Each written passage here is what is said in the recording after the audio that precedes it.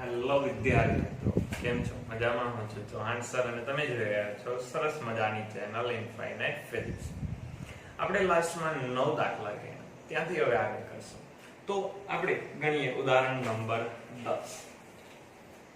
એટલે આપણા સ્વાધ્યાયનો 10મો દાખલો ઉદાહરણના તો આપણે કમ્પ્લીટ કરી નાખ્યા છે.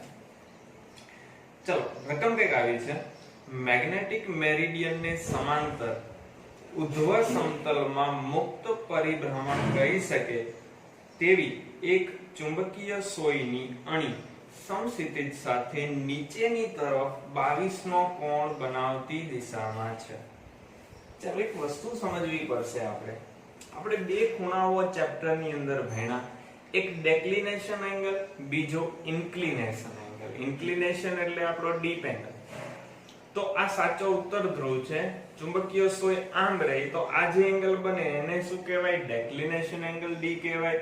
પણ ચુંબકીય સોય થોડીક આમ નીચી રહે, ઉપરની સાઈડ કે નીચે, ઉપરની સાઈડ કે નીચેની સાઈડ, નમેલી, બરોબર. તો આ જે એંગલ બને એને ઇન્ક્લિનેશન ડીપ એંગલ આઈ કહેવાય. તો અહીંયા એવું લખ્યું છે રકમની અંદર કે 22 ડિગ્રી જેટલું નીચે તરફ રહે. તો વિદ્યાર્થી મિત્રો, આ આપણો કયો ખૂણો થઈ ગયો? આઈ. 22 ડિગ્રી આપણે આપી દીધેલું છે. આગળ વાંચીએ. આ સ્થળે પૃથ્વીના ચુંબકીય ક્ષેત્રનો સમક્ષિતિજ ઘટક, યાદ છે ને આપણે કેના આપણે દર્શાવતા? સમક્ષિતિજ ઘટક એટલે HE, બરોબર. આ HE ની વેલ્યુ છે 0.35 ગોસ. તો મેળવવાનું શું છે? આ સ્થળે પૃથ્વીના ચુંબકીય ક્ષેત્રનું માન, magnetic field of earth find કરવાનું છે. તો વિચારો, એવું એક સૂત્ર તમારા ધ્યાનની અંદર છે જ્યાં HE આવે, B આવે, I આવે. સિમ્પલ એવું આપણું ઇક્વેશન તમને બધાને યાદ જ હશે. શું છે આપણું equation? HE = BE cos I. ચલો વિદ્યાર્થી મિત્રો, આપણે આની અંદરથી મેળવવાનું શું છે? B. તો કરતા બનાવીએ તો B = થાય HE/cos I. રેડી? ચાલો, HE ની વેલ્યુ કેટલી છે? 0.35.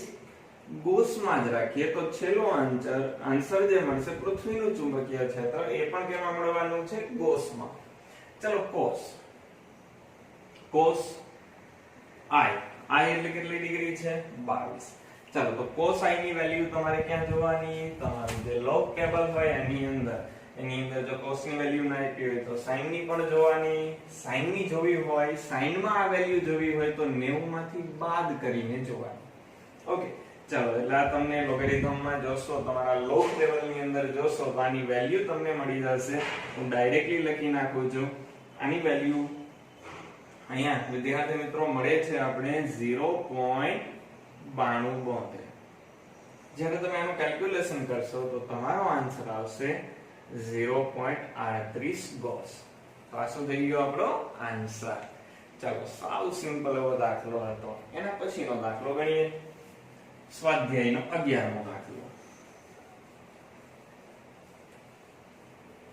એ પણ સેમ આવી જ મેથડનો છે. એક જ વસ્તુ વધારાની એમાં કહેવાની છે અને એ છે એની દિશા. ચાલો, તો જોઈએ 11મો દાખલો. આફ્રિકામાં કોઈ સ્થળે ચુંબકીય કંપાસ ભૌગોલિક ઉત્તરથી 12 ડિગ્રી પશ્ચિમ દિશા તરફ રહે છે. પશ્ચિમ દિશા દર્શાવે છે. એટલે કહેવાનો શું થઈ ગયું? દાખલા તરીકે આપણે આફ્રિકાના કોઈ સ્થળે છે, આ મારો સાચો ઉત્તર ધ્રુવ છે, પણ ચુંબકીય સોય આમ સીધી નહીં રહે, ઈ પશ્ચિમ તરફ 12 ડિગ્રી રહેશે. આ સાઈડ પશ્ચિમ, આ સાઈડ પૂર્વ. તો પશ્ચિમ તરફ 12 ડિગ્રી રહેશે. એટલે સમક્ષિતિજ સાથે બનાવેલો ખૂણો, એ એંગલને શું કહેવાય? તમને યાદ છે, એને કહેવાય આપણો ડેક્લિનેશન એંગલ D. 12 ડિગ્રી બનાવે છે અને કઈ દિશામાં બનાવે છે? પશ્ચિમ તરફ. ચલો આગળ વાત કરીએ. નમન વર્તુળ એટલે કે દીપ દર્શાવતી ચુંબકીય સોય ઉત્તર ધ્રુવની અણીને મેગ્નેટિક મેરિડિયનના સમતલમાં રાખતા તે સમક્ષિતિજ સાથે ઉત્તર તરફ 60 ડિગ્રી દર્શાવે છે. ચાલો, ઉત્તર તરફ 60 ડિગ્રીનો એંગલ બનાવે છે. જો આ સમક્ષિતિજ છે, તો ત્યાં આફ્રિકાના એ સ્થળે આપણે હોય તો એક તો ચુંબકીય સોય પશ્ચિમ તરફ 12 ડિગ્રીનો એંગલ બનાવે છે, સાથે સાથે સમક્ષિતિજ સાથે એ 60 ડિગ્રીનો એંગલ બનાવે. સમક્ષિતિજ સાથે કેટલાની એંગલ બનાવશે? 60 ડિગ્રીનો એંગલ એ બનાવશે. તો સમક્ષિતિજ સાથે બનાવેલો ખૂણો વિદ્યાર્થી મિત્રો એને કહેવાય ઇન્ક્લિનેશન આય, જે મળે છે આપણે 60 ડિગ્રી અને કઈ તરફ છે ઈ ઉત્તર તરફ. ચાલો તો હવે મેળવવાનું શું છે? અહીંયા આપણે લખ્યું છે, આપણે અહીંયા પૃથ્વીના ચુંબકીય ક્ષેત્રનો સમક્ષિતિજ ઘટક આપેલો છે, તો પૃથ્વીના ચુંબકીય ક્ષેત્રની દિશા અને મૂલ્ય મેળવવાના છે. ચાલો, પૃથ્વીના ચુંબકીય ક્ષેત્રનો સમક્ષિતિજ ઘટક H અને વર્ટિકલ ઘટક એટલે કયો થાય? ZE. તો અહીંયા વિદ્યાર્થી મિત્રો HE ની વાત કરી છે. HE છે 0.16 ગોસ. તો મેળવવાનું છે પૃથ્વીના ચુંબકીય ક્ષેત્રનું મૂલ્ય અને એની દિશા. ચાલો, સાવ સિમ્પલ. પહેલા તો તમને યાદ જ હોવું જોઈએ, આપણે B મેળવવાનો છે, HE આપેલું છે, I આપેલું છે. આપણું કયું સૂત્ર વિદ્યાર્થી મિત્રો લાગે? HE = BE cos I. ચાલો, B મેળવવાનું છે તો B = HE cos I. ચાલો, HE છે આપણા માટે 0.16. ગોસમાં જ રાખીએ તો છેલ્લો આન્સર પણ ગોસમાં જ મળશે. cos I 60. ચાલો, cos 60 આપણે ખબર છે કેટલા થાય? 1/2. છેદનો છેદ અંશમાં, તો આપણો આન્સર કેટલો થાય? 0.32 ગોસ. ચાલો, આ તો મૂલ્ય મેળવો. હજી શું મેળવવાની છે? દિશા. તો જે દિશામાં ચુંબકીય સોય રહે એ દિશામાં એનું ચુંબકીય ક્ષેત્ર હોય. ચુંબકીય સોય કેમ રહે? પહેલા તો 12 ડિગ્રી પશ્ચિમ તરફ અને પછી ત્યાંથી 60 ડિગ્રી ઉત્તર તરફ. તો એની દિશા B ની ડાયરેક્શન, B ની દિશા કઈ થઈ? તો કે ભાઈ ભૌગોલિક ઉત્તર ધ્રુવથી, ભૌગોલિક એટલે જે સ્ટ્રેટ છે એ ભૌગોલિક ઉત્તર ધ્રુવથી 12 ડિગ્રી પશ્ચિમ તરફ અને સમક્ષિતિજથી કેટલું ઉપર જાય છે? 60 ડિગ્રી ઉત્તર તરફ. ઉત્તર તરફની દિશા હશે. તો એક વસ્તુ ના સમજાણી તો સમજાવી દો. આપણે કોઈ આપણો ભારતનો રાષ્ટ્રીય ધ્વજ જોઈએ તો આપણે એક વસ્તુ ખબર છે, ગુજરાત કઈ સાઈડ આવે? ચારેય દિશાની વાત કરું છું સમજાવવા માટે. ગુજરાત પશ્ચિમ. રેલવે સ્ટેશને જાઓ તો વેસ્ટર્ન રેલવે આપણે રાખેલું હોય, બરોબર? જાઓ તો જોઈ લેજો. તો આ સાઈડ પશ્ચિમ છે તો આ સાઈડ શું આવે? પૂર્વ. ઉપર શું આવે? ઉત્તર. નીચે શું આવે? દક્ષિણ. આના સંદર્ભમાં લીધું છે. સમક્ષિતિજ સાથે એ કઈ તરફ રહેશે? ઉપરની તરફ. સમક્ષિતિજ સાથે આમ આગળ ખૂણો બનાવે એવો કઈ અર્થ થાય નહીં. સમજાણો? આ પ્રમાણે ડાયરેક્શન લીધેલી છે એટલે ઉપરની સાઈડ રહેશે 12 ડિગ્રી આ સાઈડ અને 60 ડિગ્રી ઉપરની સાઈડ આપણે રહેશે. તો એ આપણી પૃથ્વીના ચુંબકીય ક્ષેત્રની શું થઈ ગઈ? દિશા થઈ ગઈ. ચાલો આગળ આપણે ભણીએ 11મો દાખલો અહીંયા કમ્પ્લીટ થયો. એના પછી આપણે ગણીશું 12મો દાખલો.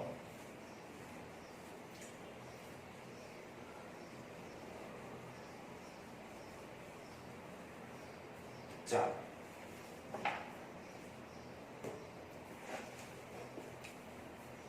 એક નાના ગજિયા ચુંબકની મેગ્નેટિક મોમેન્ટ આપી છે.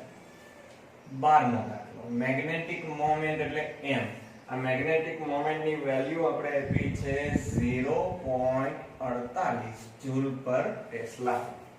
ચાલો, ચુંબકના કેન્દ્રથી 10 સેન્ટીમીટર અંતરે, ચુંબકના કેન્દ્રથી 10 સેન્ટીમીટર અંતરે મીટરમાં ફેરવો આવડવું જ જોઈએ. 0.1 મીટર થાય.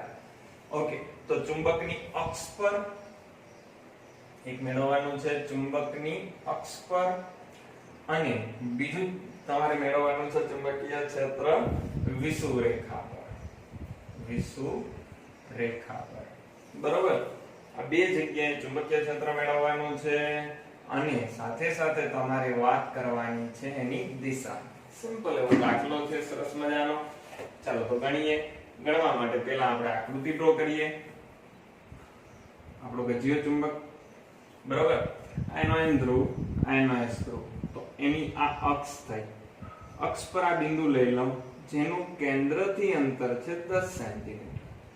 જ્યાં આપણે વિદ્યાર્થી મિત્રો શું મેળવવાનું છે? આપણું ચુંબકીય ક્ષેત્ર. ચાલો તો મેળવીએ ચુંબકીય ક્ષેત્ર.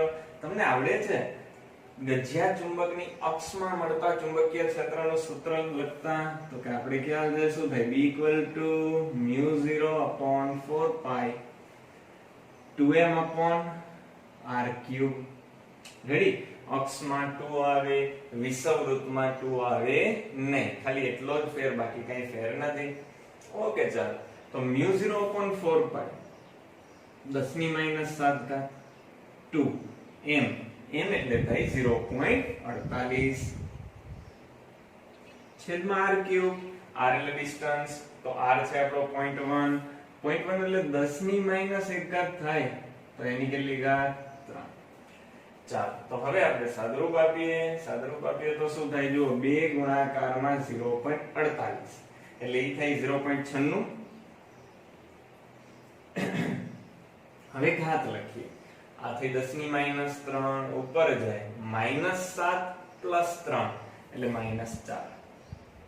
ઓકે, ચુંબકીય ક્ષેત્ર મેળવ્યું. એકમ શું થાય? ટેસ્લા. ઓકે, અહીંયા ડાયરેક્શન કઈ? ચુંબકીય ક્ષેત્રની અહીંયા દિશા કઈ એ આપણે કહેવાની છે.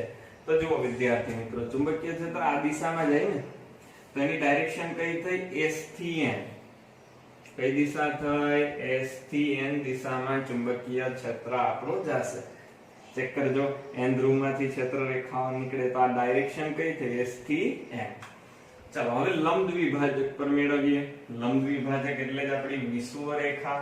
તો વિષુવ રેખામાં આ ડિસ્ટન્સ પાછું કેટલું? 10 સેન્ટીમીટર. તમારે કેલ્ક્યુલેશન કરવી હોય તો કરજો. અક્ષને B એ નામ આપી દઉં, વિષુવવૃત્તને B નામ આપી દઉં.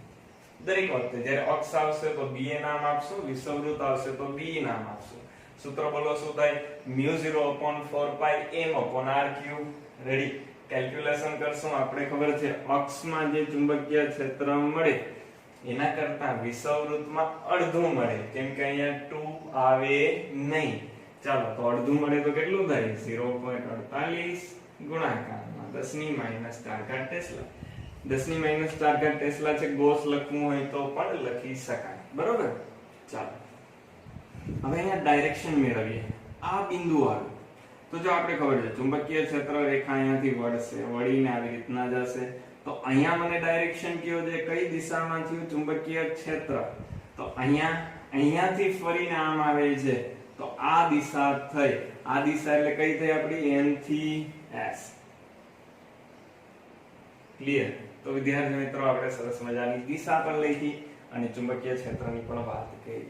એક નાનકડી એવી વાત યાદ આવી ગઈ તો હું કરી દઉં. અમેરિકાની અંદર એક ફૂટબોલર હતો, મેચ હતો, એની પહેલા જેના શૂઝ છે એ ખોવાઈ ગયા. હવે બીજા કોઈ પ્લેયર હોય એના મેન શૂઝ છે એ ખોવાઈ ગયા, બીજા એ પહેરી ના શકે. ફૂટબોલર માટે જે શૂઝ છે એ પહેલેથી લોકો નક્કી કરેલા હોય, પ્રેક્ટિસ કરેલા હોય, નવા શૂઝ એના માટે ચાલે નહીં. બરોબર? તો એની શું કર્યું કે એની આગળ બીજા એકેય શૂઝ નહોતા, તો એની કચરાની પેટીમાંથી 2 અલગ અલગ શૂઝ લીધા. બરોબર? એને જે મળ્યા અલગ અલગ એ શૂઝ પહેરી લીધા અને એની 2 ગોલ્ડ મેડલ મેળવ્યા.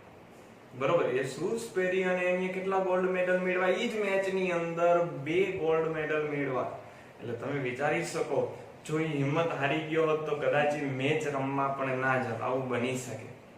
પણ એની હિંમત ના હારી, અલગ અલગ શૂઝ પહેરીને પણ એ 2 ગોલ્ડ મેડલ લઈ આવ્યો. એટલે કહેવાનો અર્થ એ છે, જ્યાં સુધી આપણે હાર ના માનીએ ત્યાં સુધી આપણે કોઈ દિવસ હારતા નથી. જ્યારે આપણે અંદરથી હાર માની લઈએ ત્યારે જ આપણે હારીએ, બાકી કોઈ દિવસ આપણે હારતા નથી. ખાસ યાદ રાખજો, જીવનની અંદર ક્યારે પણ કોઈ પણ મુશ્કેલી આવે તો જ્યાં સુધી તમે અંદરથી નહીં હારો ત્યાં સુધી તમને કોઈ હરાવી શકવાનું નથી. એટલે હંમેશા માટે પોઝિટિવ વિચારો અને હંમેશા માટે વિચારવું જોઈએ કે આપણે એક દિવસ જરૂર જીતશું. જે પણ આપણે આપણા ગોલ છે એને જરૂર સક્સેસ કરશું. ચાલો આગળનો દાખલો ગણીએ. અહીંયા આપણે 12મો દાખલો આપણો કમ્પ્લીટ કર્યો, એના પછીનો નેક્સ્ટ એક્ઝામ્પલ આપણે ગણીએ. ચાલો 13મો દાખલો થોડો સમજવાનો દાખલો છે. ઉદાહરણ નંબર 13 અને 14 બે સેમ મેથડના છે. ઉદાહરણ નંબર 13 ને 14 તો ખાસ ધ્યાન આપજો અને સમજજો. સરસ મજાનો દાખલો છે. ચાલો ઉદાહરણ નંબર 13. રકમ કઈક આવી છે. સમક્ષિતિજ સમતલમાં મૂકેલ એક નાના ગજિયા ચુંબકની અક્ષ ચુંબકીય ઉત્તર દક્ષિણ દિશા સાથે એક રેખસ્થ છે. કઈ દિશામાં એક રેખસ્થ છે? ઉત્તર દક્ષિણ દિશામાં. બરોબર. એટલે આપણો ગજિયો ચુંબક છે એ આમ સીધો હશે. આ આપણી ઉત્તર દિશા, આપણી દક્ષિણ દિશા, એટલે આમ સ્ટ્રેટ રહેશે. એ નમેલો કે નથી, અહીં આગળ લખ્યું છે ડીપ એંગલ 0 એટલે આમ સીધો જ રહેશે. ઓકે, ચાલો આગળ વાત કરીએ. હવે એવું કીધું છે ચુંબકની અક્ષ પર તેના કેન્દ્રથી 14 સેન્ટીમીટર અંતરે તટસ્થ બિંદુઓ મળે છે. આ સ્થળે પૃથ્વીનું ચુંબકીય ક્ષેત્ર 0.36 કોસ છે, જ્યાં દીપ કોણ છે 0. ચાલો પછી આગળની રકમ વાંચીએ. પેલા કેવા શું માંગે છે સમજી લઈએ. ચાલો હું ધારી લઉં મારે આકૃતિ દોરવી છે. હકીકતમાં જો આ પશ્ચિમ થાય, આ પૂર્વ થાય, આ ઉત્તર થાય, આ દક્ષિણ થાય, પણ મારે તો ઉત્તર દક્ષિણ દિશાની જરૂર છે. કઈ દિશાની જરૂર છે? મારે ઉત્તર દક્ષિણ દિશાની જરૂર છે. તો હું ધારી લઉં આ મારી ઉત્તર દિશા અને આ મારી દક્ષિણ દિશા. બરોબર. અથવા તો એક્ઝેક્ટ એના કરતા વિરુદ્ધ ધારીએ આપણે તો સહેલું પડશે. આકૃતિ સમજવી સહેલી પડશે. આપણી દક્ષિણ દિશા અને આપણી ઉત્તર દિશા. ચલો પૃથ્વીનું ચુંબકીય ક્ષેત્ર કેમ હોય? સ્ટ્રેટ. ક્લિયર ને? પૃથ્વીનું ચુંબકીય ક્ષેત્ર એકદમ સ્ટ્રેટ સીધું દક્ષિણથી ઉત્તર તરફ. હવે આપણે પ્રશ્ન થાય કે પૃથ્વીનું ચુંબકીય ક્ષેત્ર જે પણ છે એમાં એ ઘણી બધી વખત ચુંબકીય સોય આમ સ્ટ્રેટ ના રહે, આમ નીચે પણ રહે, પણ ડીપ એંગલ નથી. એટલે ચુંબકીય સોય આમ સીધી જ રહેશે. કેવી રહેશે ચુંબકીય સોય? સીધી સ્ટ્રેટ રહેશે. ડીપ એંગલની કોઈ વાત નથી. ડીપ એંગલની વાત નથી તો ખાલી ને ખાલી પૃથ્વીના ચુંબકીય ક્ષેત્રનો કયો ઘટક મળે? સમક્ષિતિજ ઘટક જ મળે. તો પૃથ્વીનું ચુંબકીય ક્ષેત્ર જે હોય ઈ થાય પૃથ્વીનો સમક્ષિતિજ ઘટક. આપણે પ્રશ્ન થાય કે આવું શું કામ? જો ધ્યાનથી સમજજો. તમને યાદ હોય તો B = શું લખાય? he² + ze². ક્લિયર ને? યાદ છે ને? હોરિઝોન્ટલ ઘટક, વર્ટિકલ ઘટક બેયના વર્ગનો સરવાળો અંડર રૂટમાં કરો તો પૃથ્વીનું ચુંબકીય ક્ષેત્ર મળે. હવે ચુંબકીય સોય આમ સીધી રહી છે તો આનો વર્ટિકલ ઘટક 0 મૂકી દો, આને મૂકી દઈએ 0. ચલો 0² 0 શું થાય? he² ને એનો રૂટ એટલે h થાય. એટલે કે પૃથ્વીને ખાલી પૃથ્વીના ચુંબકીય ક્ષેત્રનો સમક્ષિતિજ ઘટક જ છે.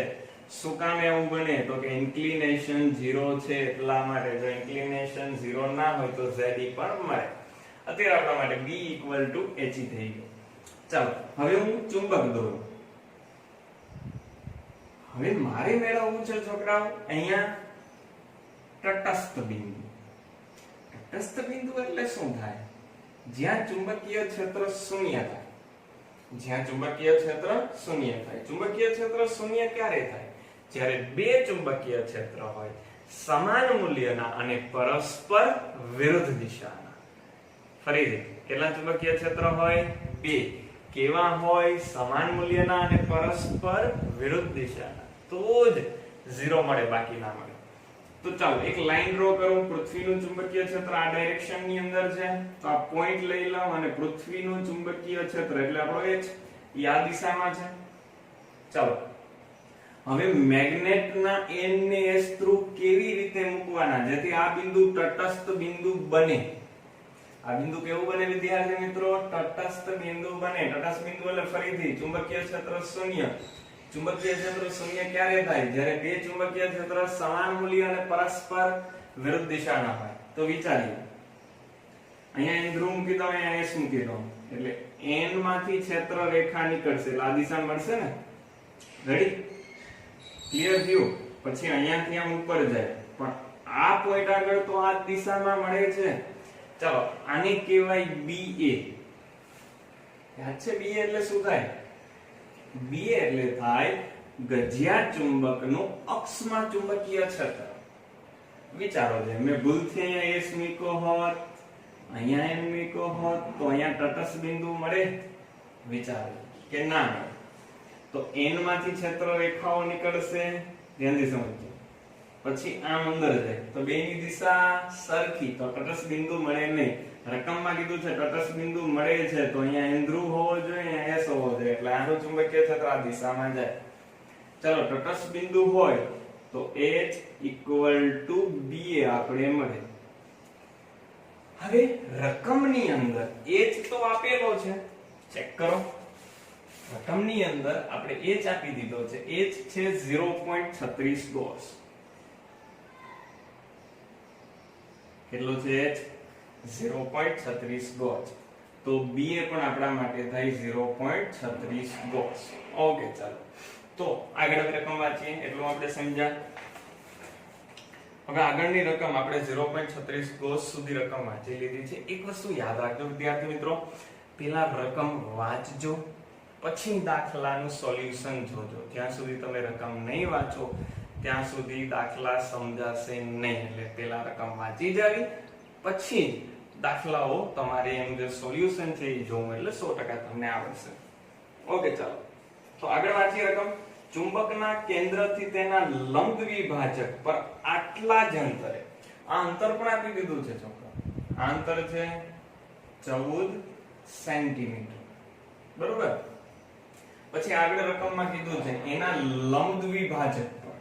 ક્યાં? એના લંબ દ્વિભાજક પર, એટલે ઉપરની સાઈડ વિષુવવૃત્ત રેખામાં એટલા જ અંતરે, એટલા જ અંતરે એટલે 14 સેન્ટીમીટર. ચલો કુલ ચુંબકીય ક્ષેત્ર મેળવો. અહીંયા પણ તમારે મેળવવાનું છે કુલ ચુંબકીય ક્ષેત્ર. શું મેળવવાનું છે તમારે? કુલ ચુંબકીય ક્ષેત્ર અહીંયા પણ મેળવવાનું છે. ચાલો એટલી રકમ છે. અને અહીંયા કુલ ચુંબકીય ક્ષેત્ર કેટલું હશે એવો ક્વેશ્ચન આપણે પૂછેલો છે. તો ચાલો સરસ મજાનો દાખલો છે, સોલ્વ કરીએ. કન્ફ્યુઝન ના થાય એટલે બે આકૃતિઓ અલગ અલગ દોરું. આજે પેલા દોરી હતી ફરીથી આપણે દોરીને સમજીએ અને પછી બીજી આકૃતિ દોરી અને બીજાનું સોલ્યુશન મેળવીએ. ચાલો પેલા એ ને હું નામ આપી દઉં કે ભાઈ આપણે અક્ષની અંદરનું ચુંબકીય ક્ષેત્ર મેળવવું છે. ક્યાંનું ચુંબકીય ક્ષેત્ર મેળવવું છે? અક્ષનું. ફરીથી ચુંબકીય ક્ષેત્રની દિશા, હવે તમને ખબર હોવી જોઈએ ચુંબકીય ક્ષેત્રની દિશા થશે આપણા દક્ષિણથી ઉત્તર તરફ. રેડી? ઓકે. અહીંયા કેવી રીતના મુકાય જેથી કરીને આ બિંદુ આગળ તટસ્થ બિંદુ મળે? તો ધ્રુવ આપણે જે મૂકવાના છે વિદ્યાર્થી મિત્રો, એ ધ્રુવ કેવી રીતના મૂકવાના? અહીંયા n ધ્રુવ આવશે, અહીંયા s ધ્રુવ આવશે.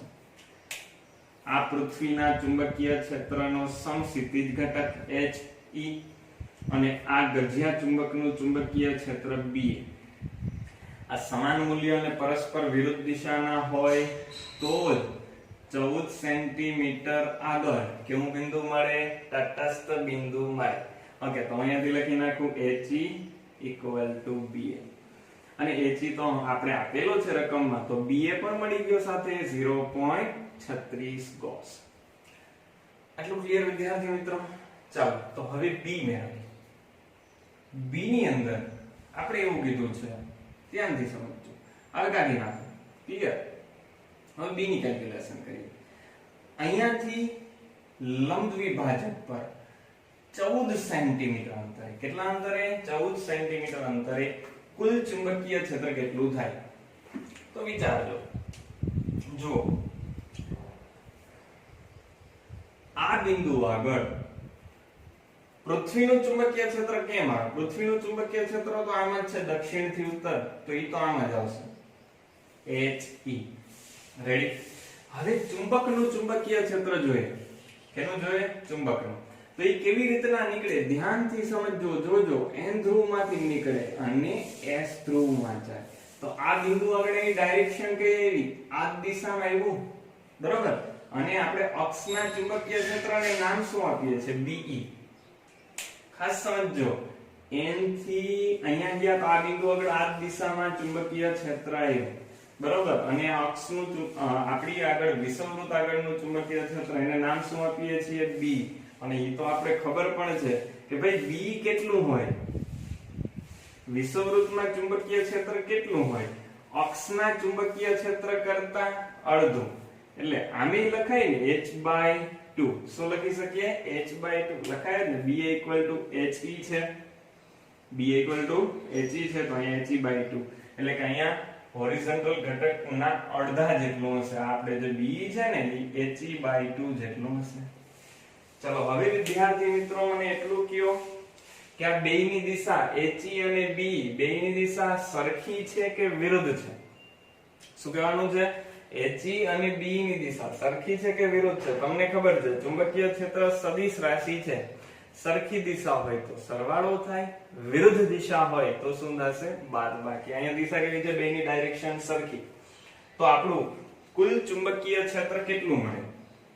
કુલ ચુંબકીય ક્ષેત્ર મળે He. ઈ ભૂલાઈ જાય છે, બરાબર? H લખો તોય ચાલે, પણ He લખવું જોઈએ. He અને પ્લસ b, પણ b કેટલું છે? he/2.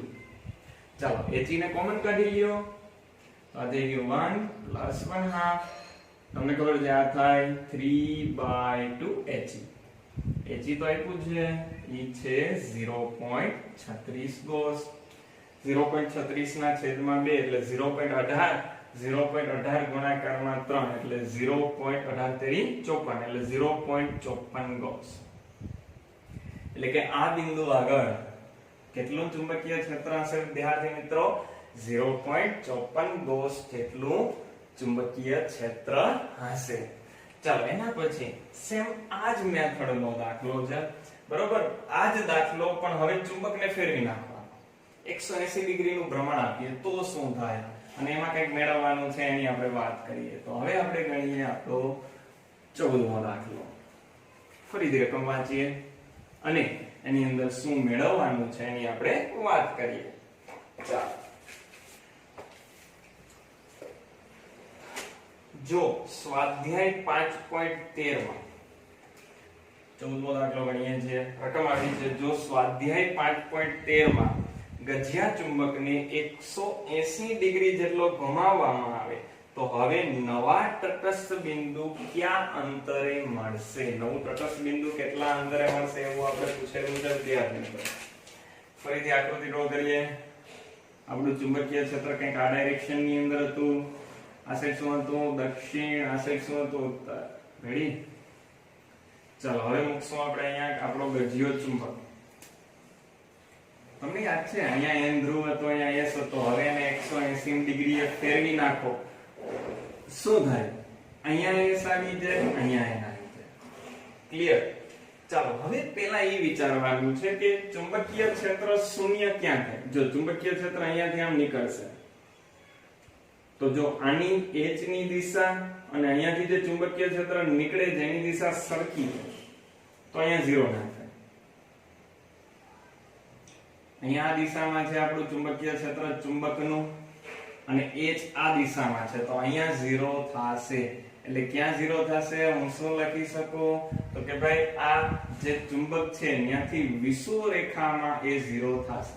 ફરીથી જોજો આપણા ચુંબકની ડાયરેક્શન આ થઈ તો હું લખી નાખું આ બિંદુ આગળ અને એને કેના વડે દર્શાવીએ છીએ આપણે? BE વડે. વિષુવવૃત્તનું ચુંબકીય ક્ષેત્ર BE વડે. ઓકે. અને આ ચુંબકીય ક્ષેત્ર આપણું H. આ ડિસ્ટન્સ ને ધારી લઉં R.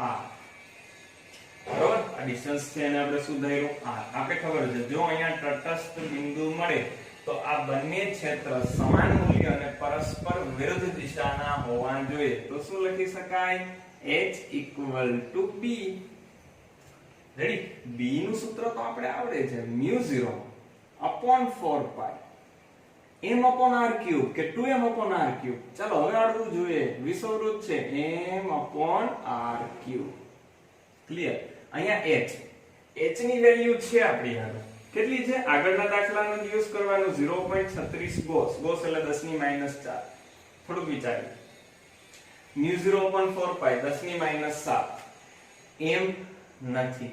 r મેળવવાનું છે તો આમ સોલ્વ ના થાય. જો આગળના દાખલા મુજબ કે અહીંયાથી પણ તમે એક વસ્તુ વિચારી શકો કે ભાઈ જેટલું ચુંબકીય ક્ષેત્ર આગળ આપણે આવું મેળવ્યું હતું H is equal to ba. શું મળ્યું હતું? H is equal to ba. એટલે કે અક્ષનું ચુંબકીય ક્ષેત્ર અને આનું ચુંબકીય ક્ષેત્ર બંને કેવા હશે? સમાન હશે. બંને કેવા હશે? સમાન. આગળના દાખલાની અંદર મળ્યું હતું. મારા પર વિશ્વાસ ન હોય તો ચેક કરી લ્યો. ચાલો તો H ની જગ્યાએ હું ba મૂકી શકું? મૂકી શકાય. બરોબર. ba નું સૂત્ર તમને આવડે છે. અક્ષમાં મળતા ચુંબકીય ક્ષેત્રનું સૂત્ર તમને આવડે છે. μ0/4π 2n. ઈ અંતરને નામ આપી દઉં r ડેશ. r ડેશ નો ક્યુબ. ઈ તમને આગળના દાખલામાં અંતર યાદ છે ને? એને r ડેશ નામ આપ્યું છે. કેટલું હતું? 14 સેન્ટીમીટર હતું. ઓકે ચાલો. ક્લિયર થઈ ગયો? એટલું એક કટ થશે, μ0/4π કટ થાય, m કટ થાય, r કટ થાય નહીં. તો r ક્યુબ ને કરતા બનાવું તો ઈ થાય r dash cube by 2. r cube equal to જો સરખાય શું થાય? r dash cube by 2. ચલો બે બાજુ ઘનમૂળ લઈ લે તો આ r ડેશ, કેમ કે 3 ઘાત જ છે કટ થઈ જાય. 2 ની ઉપર કઈ નહોતું તો 2 ની 3/2 ઘાત. ઘનમૂળ આને કહેવાય ને? ઘનમૂળ આને કહેવાય. સોરી ભૂલથી લખાઈ ગયું 3/2. આ ઘનમૂળ નથી. ઘનમૂળ એટલે શું થાય? 1/3. ઓકે ચાલો. ચલો r ડેશ કેટલા છે? 14 સેન્ટીમીટર આગળના દાખલામાં હતું. અને આપણે આ 2 ની 1/3 ઘાત મેળવવાની છે. 2 ની 1/3 ઘાત કેવી રીતના મેળવાય સમજાવી દઉં. log લેવાનો, log 2 1/3 આગળ જાય, log 2.30 આનું સાદુરૂપ આપો એટલે 0.109 સમથિંગ આવશે. એક્ઝેક્ટ નથી, એપ્રોક્સિમેટ લખું છું, આવું કંઈક મળે. આનો શું જોઈ લેવાનો? એન્ટીલોગ. તો આપણે આવડે છે આનો એન્ટીલોગ જો એ તમારો આન્સર થઈ ગયો. હું બુક ની અંદરથી ડાયરેક્ટલી લખી નાખું કે 2 નું ઘનમૂળ કેટલું થાય. ચાલો 2 નું ઘનમૂળ થાય 1.26. 2 નું ઘનમૂળ થશે 1.26. 14 ના છેદમાં 1.26 એટલે આપણો આન્સર આવશે 11.1 સેન્ટીમીટર. એટલે કે 11.1 સેન્ટીમીટરે આપણું તટસ્થ બિંદુ મળશે જ્યાં પરિણામી ચુંબકીય ક્ષેત્ર કેટલું થયું હશે? 0 થયું હશે. હવે આપણે સોલ્વ કરશું આપણો છેલ્લો સ્વાધ્યાયનો દાખલો 15. સરસ મજાનો દાખલો છે, ધ્યાનથી સમજજો. થોડોક અઘરો દાખલો છે. 5.25 ગુણાકારમાં 10 - 2 જૂલ પર ટેસ્લાની મેગ્નેટિક મોમેન્ટ ધરાવતા મેગ્નેટિક મોમેન્ટ એમ આપી દીધી છે. 5.25 ગુણાકારની અંદર 10 - 2 જૂલ પર ટેસ્લા ચલો ધરાવતા નાના ગજિયા ચુંબકને તેની અક્ષ પૃથ્વીના ચુંબકીય ક્ષેત્રની દિશાને લંબ રહે તે રીતે રાખવામાં આવેલ છે. કેવી રીતે રાખેલ છે? પૃથ્વીનું ચુંબકીય ક્ષેત્ર છે એનાથી લંબ. ધારી લે કે ભાઈ પૃથ્વીનું ચુંબકીય ક્ષેત્ર આમ છે, આપણો સાઉથ અને આપણો નોર્થ.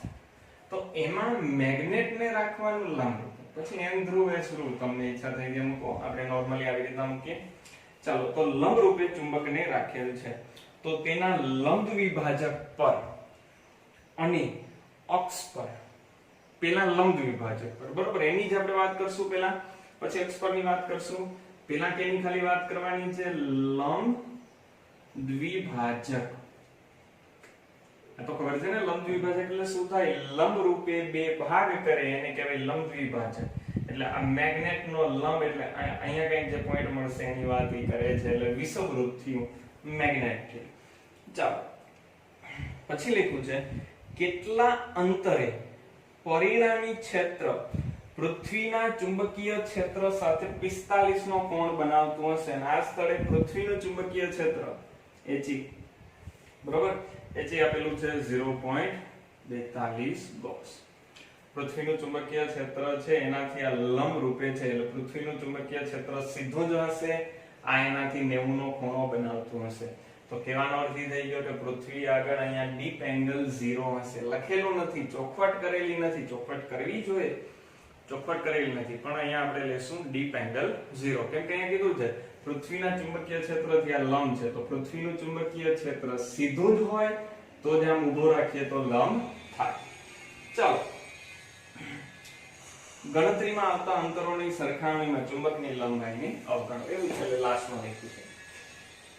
ચલો, આ ચુંબકનો લંબ વિભાજક એટલે શું થાય? આ એનું સેન્ટર, બરોબર.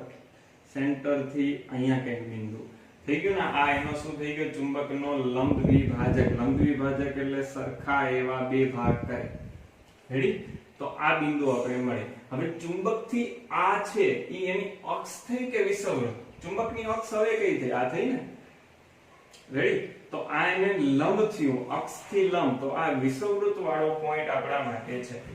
હવે આ પોઈન્ટ આગળ પૃથ્વીનું ચુંબકીય ક્ષેત્ર આ દિશામાં છે HE, બરોબર. પૃથ્વીનું ચુંબકીય ક્ષેત્ર આ દિશામાં છે. આ મેગ્નેટનું ચુંબકીય ક્ષેત્ર ધ્યાનથી સમજજો. જો n માંથી નીકળશે, અહીંયા કેમ આવશે? આમ નીચેની દિશામાં આવશે ને, બરોબર. તો આ કાઢી અને ખાલી હું નીચેની ડાયરેક્શન બતાડીએ તો આપણે અહીંયા આકૃતિ થોડીક વ્યવસ્થિત બને. અને લંબ વિભાજક ઉપર વિષુવવૃત્ત પર આવે એને B નામ આપતા કે BA? તમને યાદ છે આપણે નામ આપ્યું હતું BE. ચલો, આપણું B થઈ ગયું. હવે રકમમાં એવું આપેલું છે કે આ B નું જે પરિણામી ક્ષેત્ર મળશે, B1 નામ આપ્યું. આ B1 હોરિઝોન્ટલ સાથે એટલે પૃથ્વીના ચુંબકીય ક્ષેત્ર સાથે 45 નો ખૂણો બનાવશે. કેટલાનો ખૂણો બનાવશે? 45 નો. ક્યાંય પૂછે આ રકમની અંદર કે આનું આ બેનું પરિણામી ક્ષેત્ર એટલે B1 ઈ પૃથ્વીના ચુંબકીય ક્ષેત્ર સાથે 45 નો ખૂણો બનાવશે. સાઈડમાં આકૃતિ દોરું તમને વધારે ખબર પડે. આવી કઈક આકૃતિ બની છે વિદ્યાર્થી મિત્રો. આ આપણો HE, આપણો BE અને આપણો B1. આ કેટલાનો ખૂણો બન્યો? 45 નો. તો આ પણ કેટલો બન્યો હોય? ટોટલ 90 હોય. પરસ્પર લંબ છે તો આ પણ બન્યો હશે 45 નો. ચાલો ધ્યાનથી સમજજો. B1 સાથે અહીંયા 45 નો ખૂણો બન્યો તો આને લખાય B1 cos 45 લખાય જ. અહીંયા પણ B1 સાથે આનો કેટલો ખૂણો બન્યો? 45 નો. તો આને શું લખાય? B1 cos 45 લખાય કે ના લખાય વિદ્યાર્થી મિત્રો? લખી શકાય. ખૂણો બને ત્યાં cos, સામેની સાઈડ sin. યાદ છે ને? sin વાળાની અહીંયા કઈ જરૂર નથી એટલે મેં ખાલી cos વાળો ઘટક લખ્યો. B1 સાથે 45 નો ખૂણો બન્યો તો આ થઈ ગયું B1 cos 45. અહીંયા B1 સાથે પાછો નીચે ખૂણો 45 નો બન્યો તો ઈ પણ થઈ ગયું B1 cos 45. એનો અર્થ એવો થઈ ગયો બેયની આ સાઈડ સરખી છે. બેયની આ સાઈડ સરખી હોય તો હું લખી શકું અહીંયા HE = B. શું લખી શકો વિદ્યાર્થી મિત્રો? HE = B. અને આ પણ બે સદિશો વચ્ચે ખૂણો કેટલાનો છે? 45 નો. બંને સદિશ પરસ્પર લંબ છે તો એ બંને સદિશ સમાન જ હોય. પરિણામી ક્ષેત્ર છે એ 45 નો ખૂણો બનાવે તો આ બંને સરખા જ હોય, સમાન જ હોય તો જ 45 નો ખૂણો બને. એ સિવાય બને નહીં. આપણે 11 માની અંદર સદિશ વાળું જે ચેપ્ટર હતું એની અંદર શીખ્યા હતા. ચલો, HE આપણી આગળ છે. આપણે શું મેળવવાનું છે? આપણે મેળવવાનું છે આ ડિસ્ટન્સ. આને નામ આપી દો R1. આ અંતર મેળવવું છે. ચાલો, તો HE કેટલા છે? 0.42 ગોસ. હવે તો યાદ રહી ગયું ને, ગોસ એટલે થાય 10⁻⁴ ટેસ્લા. B એટલે વિષુવવૃત્ત આગળનું ચુંબકીય ક્ષેત્ર. એનું સૂત્ર તો આપણે આવડે છે, μ0/4π m upon આપણું અંતર કેટલું છે? R1 cube. ચાલો, 0.42 ગુણાકારમાં 10⁻⁴ ઇક્વલ ટુ આ થઈ ગયા 10⁻⁷. યાદ છે ને? μ0 એટલે 4π ગુણાકારમાં 10⁻⁷. 4π 4π કટ એટલે 10⁻⁷ m. m કેટલો છે વિદ્યાર્થી મિત્રો? 5.25 ગુણાકારની અંદર 10⁻². ઓકે, છેદમાં R1 ક્યુબ. છેદમાં R1 ક્યુબ. ચલો, R1 ક્યુબ ને હું કરતા બનાવું તો 10⁻⁷ ગુણાકારમાં 5.25 ગુણાકારમાં 10⁻². છેદની અંદર 0.42 ગુણાકારમાં 10⁻⁴. ચલો, આ બધાનું કેલ્ક્યુલેશન તમે કરશો તો R1 ક્યુબ આપણે મળશે 125 ગુણાકારમાં 10⁻⁶ R1 ક્યુબ. ચલો, ઘનમૂળ લઈ લે. 125 નું ઘનમૂળ 5 અને આનું ઘનમૂળ કેટલું થાય? ઘનમૂળ એટલે 1/3, તો આમાં 1/3 ગુણાવો તો કેટલી થાય? -2. તો r1 આપણે મળી ગયો 5 ગુણાકારમાં 10 ની -2, બરાબર? અથવા તો 5 સેન્ટીમીટર લખવું હોય તો લખી શકો. ચાલો અહીંયા આપણે આનો આન્સર મળી ગયો પહેલા. હવે આકૃતિ ડ્રો કરવી હોય તો કરી નાખજો, જેથી કરીને તમને ખ્યાલ આવે કે આપણે સરખા થયા. ચાલો હવે આપણે મેળવીએ અક્ષ પરની વાત. સેમ અંતર ફાઇન્ડ કરવાનું છે અક્ષ પર, જ્યાં આપણે ફરીથી જે 45 નો ખૂણો બને છે, આગળ જે વાત કરી એ જ વાત માટે, બરોબર? પરિણામી સાથે પૃથ્વીનું ચુંબકીય ક્ષેત્ર 45 નો ખૂણો બનાવે છે, એ જ વાત. ચલો પૃથ્વીનું ચુંબકીય ક્ષેત્ર ફરીથી આ ડાયરેક્શન ની અંદર હશે. આ સાઈડ આપણો સાઉથ, આ સાઈડ નોર્થ. ગજ્યો ચુંબક આપણો આવી રીતે પેડો છે, અહીંયા એન ધ્રુવ છે, અહીંયા એસ ધ્રુવ છે. હવે મારે અક્ષ પર મેળવવું છે. ધારી લઉં આ બિંદુ આગળ આપણે વાત કરીએ તો પૃથ્વીનું ચુંબકીય ક્ષેત્ર આ ડાયરેક્શન ની અંદર એચી. ચલો મેગ્નેટ નું ચુંબકીય ક્ષેત્ર અહીંયાથી આમ છે, n માંથી બહાર નીકળે તો ખાલી હું એનો સદિશ દર્શાવી દઉં, અને આ અક્ષ થઈ ગઈ. જોજો થઈ ગઈ ને, આ ચુંબકની અક્ષ છે તો b એ લખી નાખ્યું. ચલો રકમમાં લખ્યું છે આ બેયનો પરિણામી. આગળ b1 નામ આપ્યું હતું, તો હવે b2 નામ આપીએ. એ પૃથ્વીના ચુંબકીય ક્ષેત્ર સાથે કેટલાનો ખૂણો બનાવે છે? 45 નો. તો વિદ્યાર્થી મિત્રો તમને ખબર પડી ગઈ હશે. હવે આગળ મેળવું એ મુજબ HE હવે શું થાય? BA. રેડી? HE એટલે કેટલા આપણે રકમની અંદર આપી દીધા છે. HE ની વેલ્યુ આપણા માટે છે 0.42 ગોસ, એટલે કે 0.42 ગુણાકારમાં 10 ની -4. BA એટલે અક્ષનું ચુંબકીય ક્ષેત્ર, તેનું સૂત્ર છે μ0/4π 2m r2 cube. આ ડિસ્ટન્સ જે છે અહીંયાથી અહીંયાનું, એને r2 ધાર્યું, r1 આગળ ધાર્યું હતું એટલા માટે. ચાલો μ0/4π 10 ની -7 2m, m છે 5.25 ગુણાકારની અંદર 10 ની -2 છેદમાં r2 ક્યુબ. આ છે 0.42 ગુણાકારમાં 10 ની -4. કેને કરતા બનાવવાનો થશે? આપણે અહીંયાથી કરતા બનાવશું r2 ને. કેને કરતા બનાવશું? r2 ક્યુબ કરતા, તો 10 ની -7 ગુણાકારમાં 2 ગુણાકારમાં 5.25 ગુણાકારમાં 10 ની -2 અપોન 0.42 ગુણાકારમાં 10 ની -4. ચલો વિદ્યાર્થી મિત્રો, તમે જ્યારે આનું સાદરૂપ આપશો તો તમારો આન્સર આવશે 250 ગુણાકારમાં 10 ની -6. r2 ક્યુબ મેળવો. હવે ઘનમૂળ લઈ લ્યો, તો r2 250 નું ઘનમૂળ. આવી રીતે તમે કાઢી શકો. 250 નું ઘનમૂળ લોગ લેવાનો, ઘાત જાય આગળ, આ લોગ ની અંદર વેલ્યુ જોઈ લેવાની, એના 1/3 કરી નાખવાના, છેલ્લે એનો શું જોવાનો? Anti log. હું ડાયરેક્ટલી લખી નાખું છું. ચાલો તો એ આન્સર આવે છે 6.3 ગુણાકારમાં 10 ની -2 ઘાત. તો આમ પણ લખી શકીએ 6.3 સેન્ટીમીટર. આ મીટરમાં મેળવો. ચલો આટલું મળી ગયું. એટલે કે આટલા ડિસ્ટન્સે 6.3 સેન્ટીમીટર જેટલા ડિસ્ટન્સે આપણે એ બિંદુ મળશે જે પરિણામી છે, એ ચુંબકીય ક્ષેત્ર સાથે 45 નો ખૂણો બનાવશે. ચાલો તો અહીંયા આપણે આ ચેપ્ટરના સ્વાધ્યાયના દાખલા પણ કમ્પ્લીટ કર્યા. જો તમને વિડીયો ગમ્યો હોય તો લાઈક કરજો, કમેન્ટ કરજો, શેર કરજો ને સબસ્ક્રાઇબ